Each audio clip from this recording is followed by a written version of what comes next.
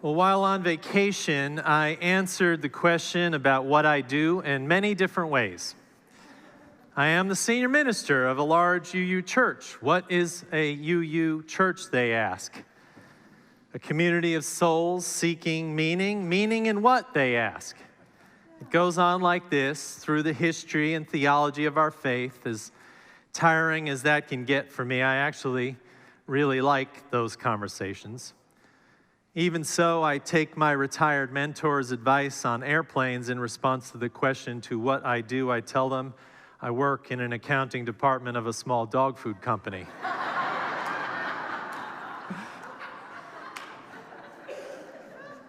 Easier but less fulfilling, for sure.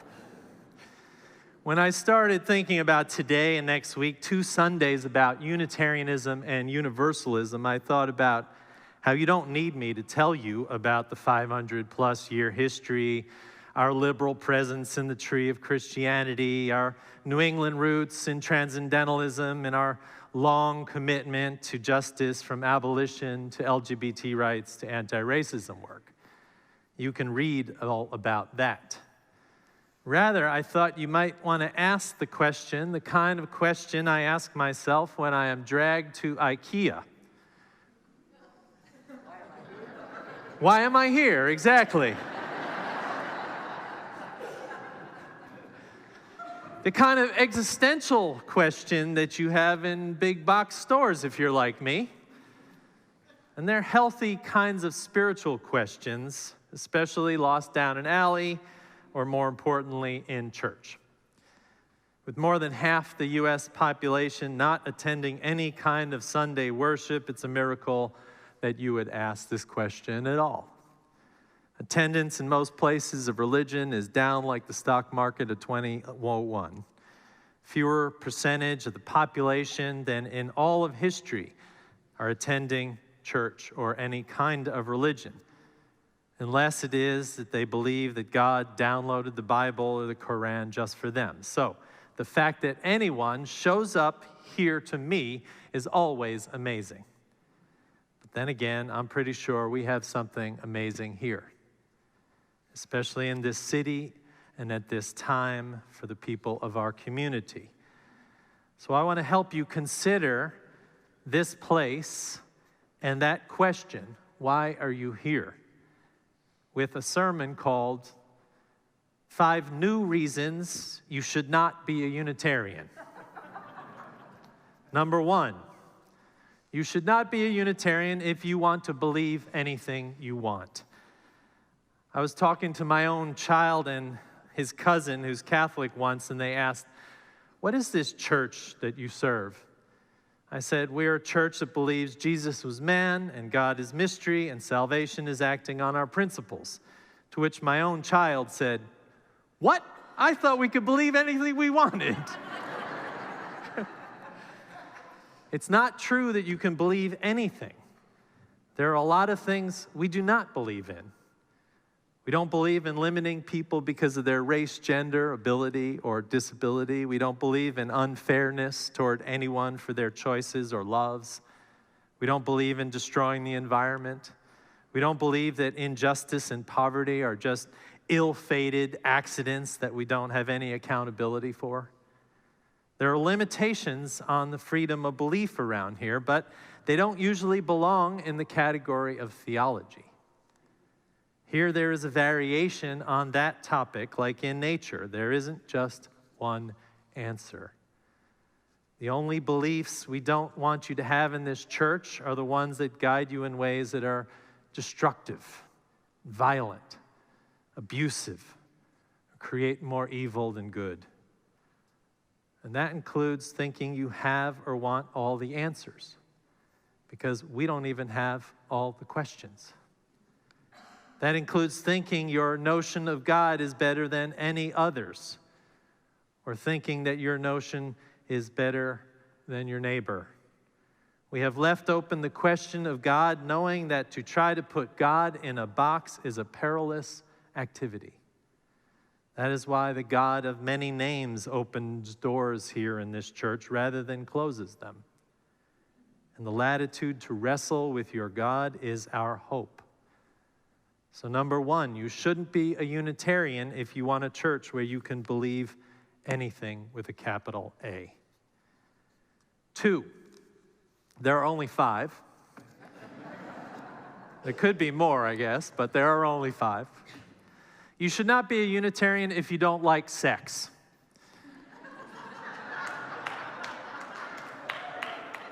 I don't actually mean the act of sex, which we take seriously as a spiritual aspect of life, but I mean all aspects of sexuality, reproductive freedom, and identity.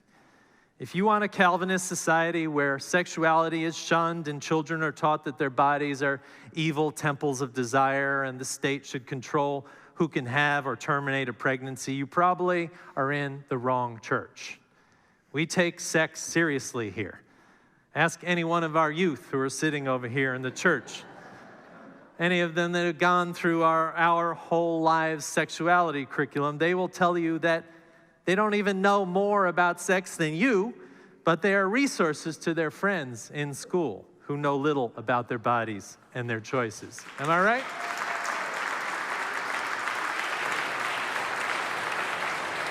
And if you want a preacher who never mentions abortion, you're in the wrong church.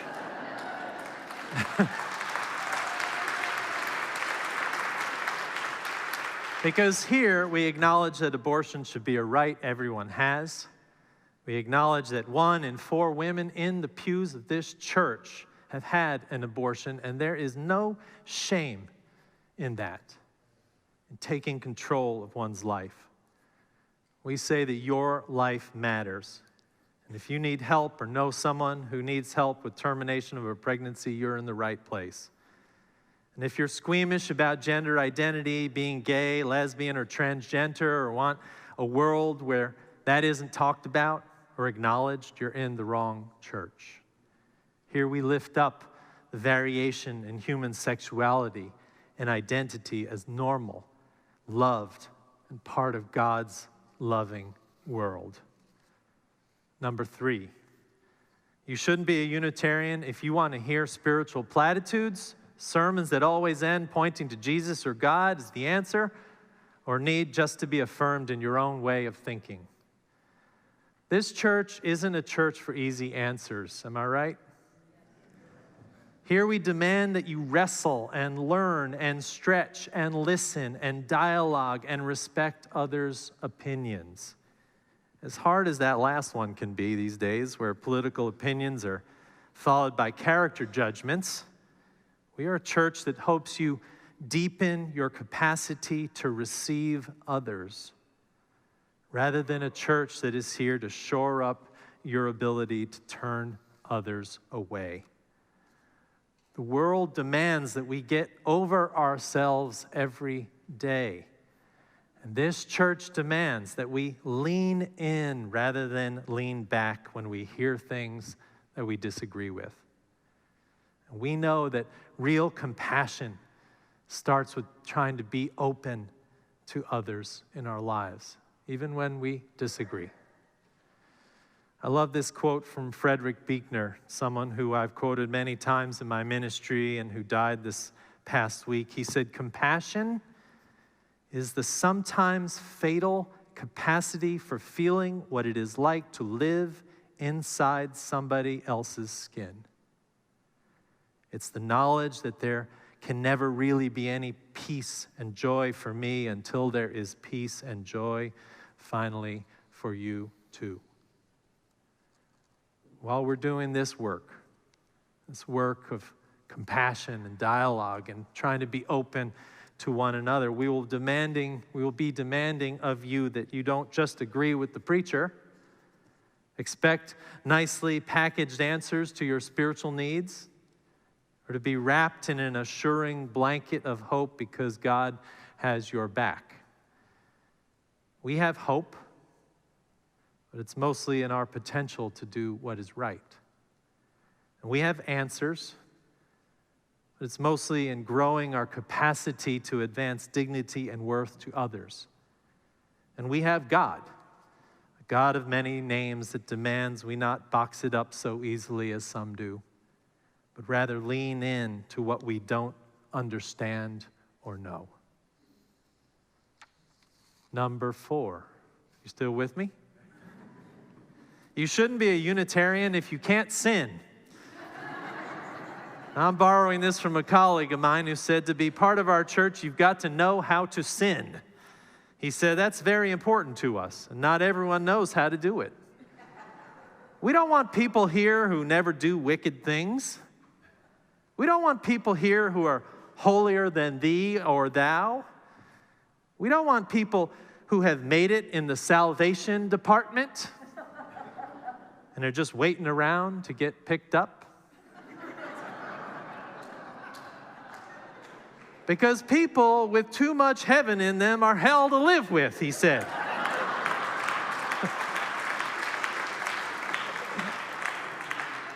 Thank you, Reverend Larson from Wisconsin. I say that Unitarians have always promoted that you are inherently good, but there are limitations. Do you know anybody in this room? The limitations are being alive. You're going to sin. You're going to go wrong. You're going to make mistakes. But it's not your nature. Your nature is good. We are here to help you to get in touch more often with your nature than not. The holier than thou should not apply. Those applications get put on the big stack to be reviewed. But wrestling honestly with your demons, being lost and despairing, troubled off the rails in your life, then we can help you. We may not solve your problems with easy answers, but we will walk beside you. If you have made it in the salvation department, I'm not sure this is the place for you. But you should also know that if you want a church that beats you up for being a sinner, you're in the wrong place also. This is not Calvinism.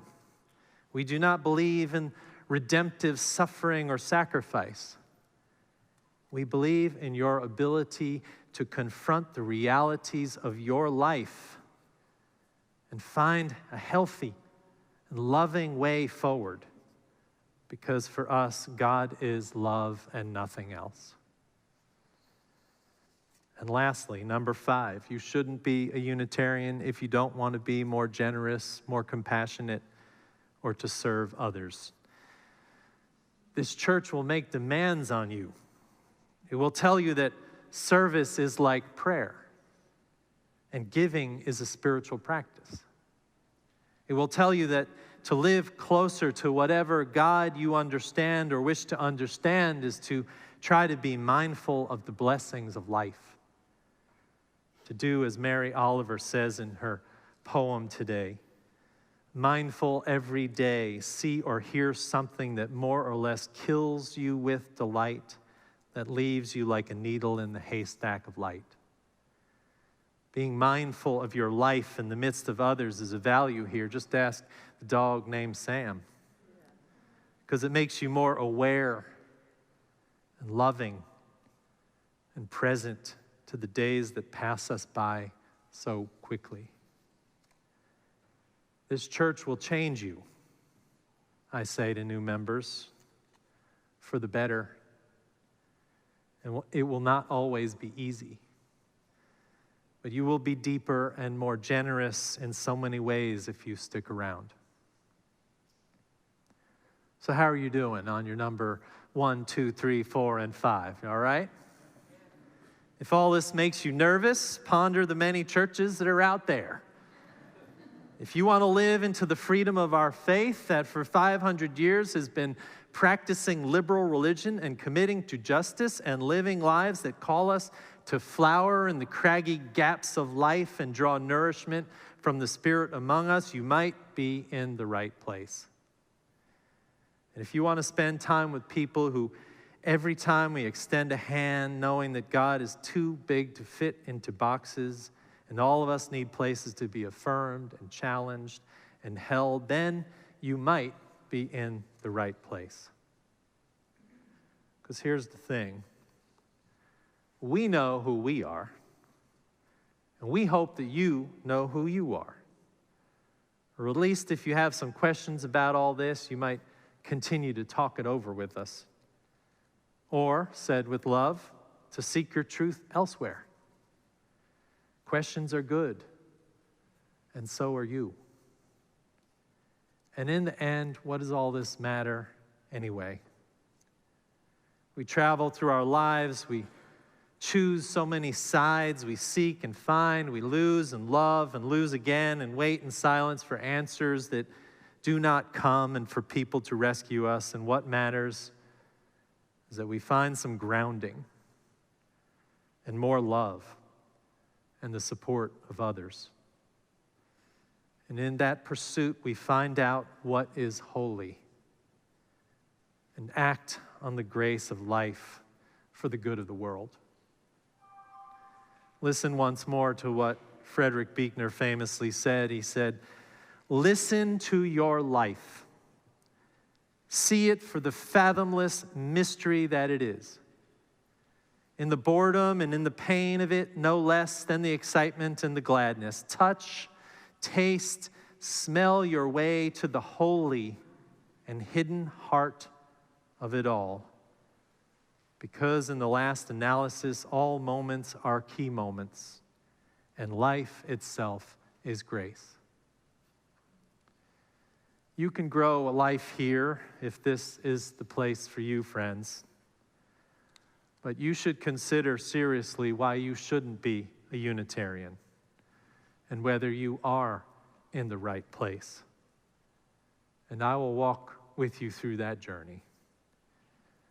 And if the answers come back, yes, I am here, and I'm in this place for the others around me, for the service to the world, to explore what God might mean, to hold out for what is holy and what is graceful, then let's dig in.